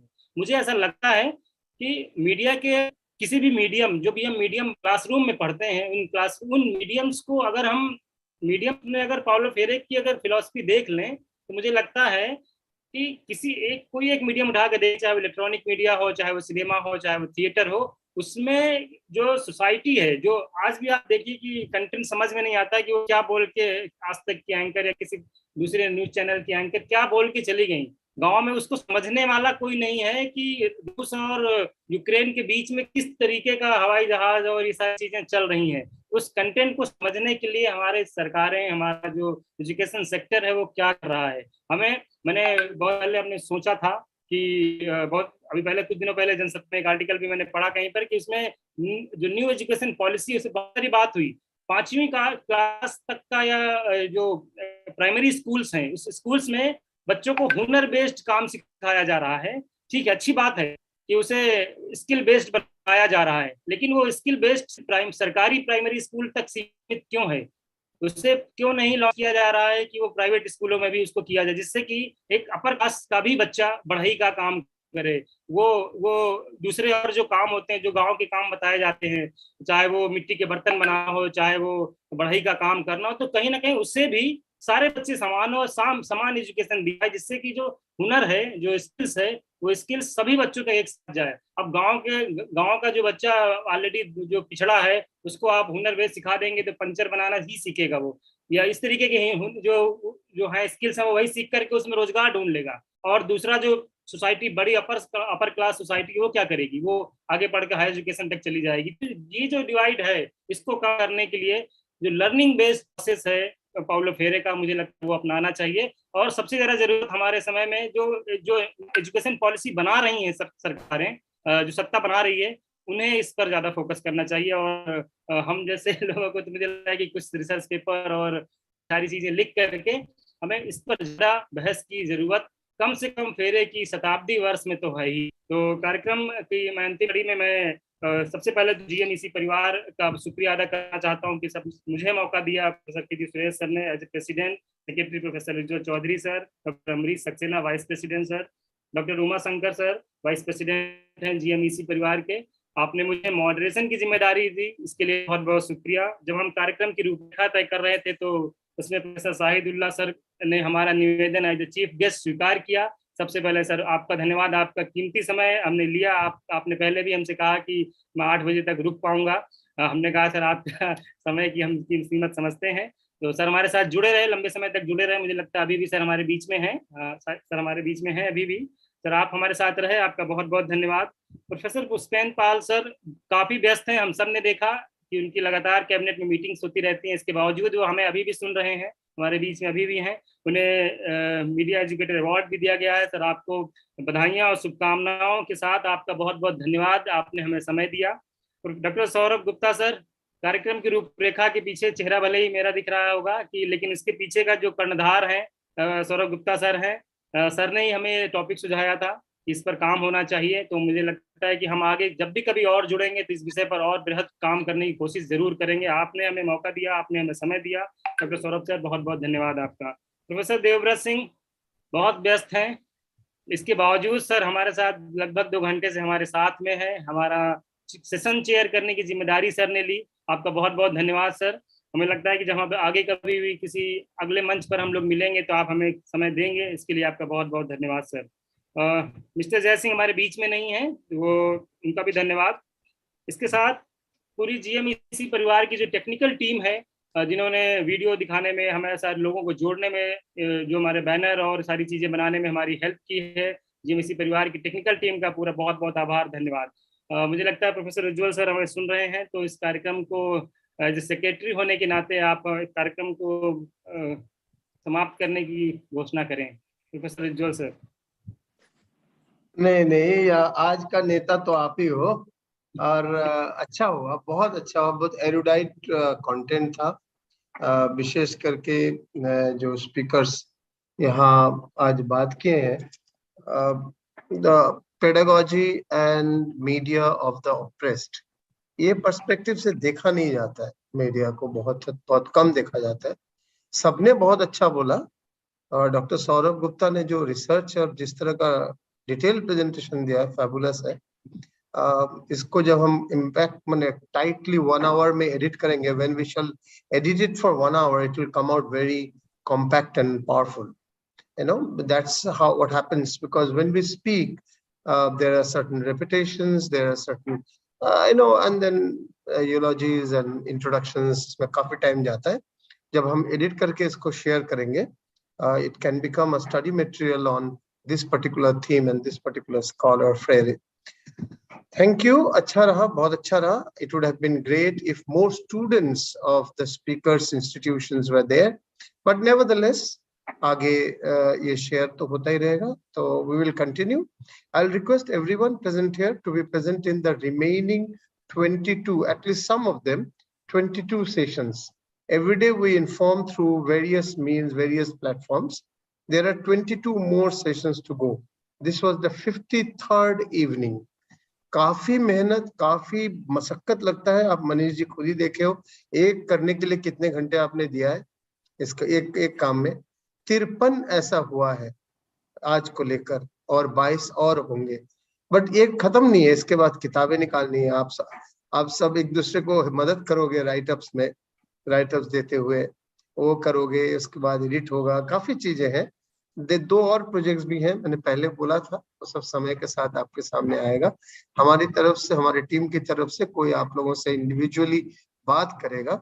मेंबरशिप ड्राइव भी कर रहे हैं हम लोग, सालाना केवल 2000 रुपये में, क्योंकि ये जो पुराना बैकएंड का जो लोग हैं, काम करते हैं, उनके खर्चे अभी हम लोग पर्सनली बियर कर रहे थे, लेकिन इसको मैनेज करना जरूरी है कलेक्टिवली, अगर इसको लॉन्ग टर्म करना है। नहीं तो बस जैसे बहुत सारे सपने थोड़े बहुत दिन they see the light of the day and then they wither away. That should not be the case in case of GMAC. Thanks to everyone there, from Bhopal, from Ranchi, from Odisha, from Gwalior, and from Bangladesh. All of those who are associated. We can bring this. एक चीज मैं भूल गया, कल बांग्लादेश का independence day है, इसके लिए भी आप बहुत सईदुल्लाह साहब ने मेंशन किया है। वैसे 5000 भारतीय सेना की जिंदगी और 30 लाख से ज्यादा बांग्लादेशी सिटीजन और मुक्ति योद्धाओं की जिंदगी के बेसिस पे, उनके सैक्रिफाइस के बेसिस पे पश्चिम पाकिस्तान से पूर्व पाकिस्तान की मुक्ति और बांग्लादेश का जन्म। एक भाषा के लिए ये पहली कौम है, एक भाषा के लिए, बांग्ला भाषा के लिए इन लोगों ने अपनी जान दिया है, और जिसके कारण इंटरनेशनल मदर टंग डे 21 फरवरी को मनाया जाता है। और उसके बाद आप जानते हैं 71 साल में 1971 में इनका फ्रीडम हुआ, और फाइनली 23 मार्च 1972 में ऑफिशियली इंडिपेंडेंस डिक्लेयर किया गया। और जब जिस दिन ये पावर में आए हमारे मुजीब रहमान, यहाँ के जो बंगबंधु और फादर ऑफ द नेशन है, वो पावर में आए। मेरे लिए एक और भी इमोशनल कारण ये है कि मेरे पिताजी भारतीय सेना में डॉक्टर थे, और उस वक्त जसोर जिसको जसहर बोलते हैं, बट यहाँ पे लोकली जशोर बोलते हैं। जशोर जो आर्मी कैंटोनमेंट हॉस्पिटल जो है, उसमें वो 7 महीना थे 1971 से 72 की शुरुआत तक। और इंज्योर्ड मुक्ति योद्धा और भारतीय सेना के जो जवान थे, उनकी सेवा में, यहाँ तक कि बहुत महिलाओं के भी जिनके ऊपर अत्याचार हुआ, उनकी सेवा में वे और उनकी जो टीम थी, मेडिकल टीम, वो काम किए थे 7 महीना यहाँ। और वैसे भारत विभाग के पहले और इमीडिएट बाद मेरे पूज्य पिताजी जो अब नहीं रहे, गुजर गए 2018 में 87 एज में। उनका जन्म आज के बांग्लादेश के शेरपुर नामक शहर में, अब तब वो गांव था, वहां हुआ था। और मेरी माताजी वो भी गुजर गई 2020 21 नवंबर, कोविड रिलेटेड कारणों से गुजर गई, पोस्ट कोविड कॉम्प्लिकेशंस के कारण। तो उनका जन्म ढाका बिक्रमपुर में हुआ था। मेरा जन्म वैसे बंगाल बैरकपुर में हुआ था। तो आप जानते हैं बैरकपुर भी बहुत फेमस है मंगल पांडे के कारण, ब्रिटिश के खिलाफ मंगल पांडे की जिंदगी देने के कारण, उनके सैक्रिफाइस के कारण। तो ये एक बहुत ही इमोशनल उस हिसाब से भी है कि मेरे माता पिता की ये जन्मभूमि है, और यहाँ के आंदोलन, इसके स्वाधीनता के आंदोलन के बहुत ही छोटा सा अंश मेरे पिताजी की भूमिका भी थी। धन्यवाद आप सबको पेशेंस के लिए, और आगे हम मिलते रहेंगे अन्य सिचुएशंस में, अन्य मौकों पे। Devvrat ji, Pushpen ji, Saurabh ji and doctor Manish, thank you very much. नमस्कार। प्रोफेसर चौधरी, बहुत बहुत धन्यवाद आपका, और बड़ा आत्मीयता के साथ आपने सारी बातें बताई, और मदर के बारे में और फादर के बारे में सुन के भी जो है मतलब अच्छा लगा कि बहुत कंट्रीब्यूट किया। और मदर को आपने खोया कम से कम कोरोना में, ये बड़ा दुखद रहा कि कोरोना एक ऐसी ट्रेजेडी रही हमारे लिए, पूरी दुनिया के लिए, कि जिसने बहुत सभी को दुख दिए किसी न किसी रूप में, सभी के लिए रहा। तो हम लोग आपके साथ हैं उसमें। और बांग्लादेश का भी निश्चित रूप से जो है बनना अपने आप में एक ऐतिहासिक और क्रांतिकारी घटना थी। तो हमने उस बांग्लादेश के ओरिजिन को भी आज याद किया। मुझे लगता है कि ये भी हमारे आज के कार्यक्रम की बहुत अच्छी एक अच्छा मात्रा है। और मनीष जी को धन्यवाद याद दिलाने के लिए दोबारा। शुरू में तो सलाउद्दीन सर बोले थे। और कल स्वाधीनता दिवस में, कल 50वां स्वाधीनता दिवस है यहाँ। तो हम 50 पास्ट के उस वक्त, मैंने बूढ़े हो गए सब लोग, 50 स्वाधीनता संग्रामी जो हमारे 22,000 स्टूडेंट और 1,500 स्टाफ मेंबर्स के कोई ना कोई रिलेटिव है, ऐसे ढूंढ के निकाले हैं। 50 जन को हम लोग फेलिसिटेट कर रहे हैं, और सबके ऊपर उनके फोटोग्राफ और उनकी यादाश्त, मैंने पुरानी बातों की याद की एक छोटी एनेक्डोट के साथ एक एग्जीबिशन कर रहे हैं, बड़े बड़े 50 लैमिनेटेड आर्ट वर्क के साथ। एक छोटा सा एक way of remembering their contributions. तो सारे हमारे बच्चे पिछले 15 दिनों में ये सब बनाया है। मैं कभी ग्रुप्स में, जो हमारे ग्रुप्स हैं उसमें, या इंडिविजुअली उसके 1-2 फोटोग्राफ्स, और ऐसे भी तो फेसबुक में तो दूंगा ही, तो शेयर करेंगे। और बहुत इच्छा रही कि उड़ीसा, ग्वालियर, भोपाल और रांची विजिट करने का। असली भारत इन शहरों में बसता है, मुंबई, दिल्ली, कलकत्ता, चेन्नई और बेंगलोर में नहीं, वो तो है ही, लेकिन इन शहरों में असली भारत बसता है, नया भारत यहाँ बसता है। और जो अभी भारत में आगे बढ़ रहे हैं, नाम कर रहे हैं, वो इन शहरों से आते हैं। ये दुख की बात है, कभी कभी उन्हें शहर परिवर्तन करके महानगरी में आकर अपना टैलेंट का मतलब उनका रिकॉग्निशन ढूंढना पड़ता है। लेकिन सही बात, मुझे रांची से बहुत सारे अच्छे अच्छे विद्यार्थी सिम्बायोसिस में मिले हैं, भोपाल से भी मिले हैं, मुझे याद है। इनफैक्ट ग्वालियर से एक कोलीग बड़ी अच्छी मिली थी, बहुत ही अच्छी कोलीग है वहां से, ग्वालियर से, सुप्रीम कोर्ट के एक जज के घर की बेटी है।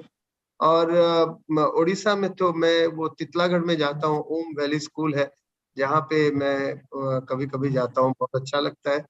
एक्चुअली वही है, सही भारत, रियल भारत, भारत के इन शहरों में बसता है। आप लोग एक साथ जुड़े आज, इसलिए अच्छा लगा। धन्यवाद। भोपाल आइए उज्जवल जी, आपका most welcome sir. Suresh ji बोल के रखिए। I will make all the arrangements for you. Thank You you are most Suresh. welcome. Make a Suresh visit ji to ने भी, Bhopal. सुरेश जी ने भी कहा है, मे बी आई जी डू जी, दैट। थैंक यू बिल्कुल मनीष most welcome. जैसल, आपको पहली Thank you, बार sir. परिचित हुआ आपसे, Thank you. लेकिन अच्छा रहा। मैं आपको लंबे समय से फेसबुक पर देखता हूँ sir. Thank you. Thank you. Thank you, everyone. Devvrat Thank you, कैसे sir. हो? Thank you, sir.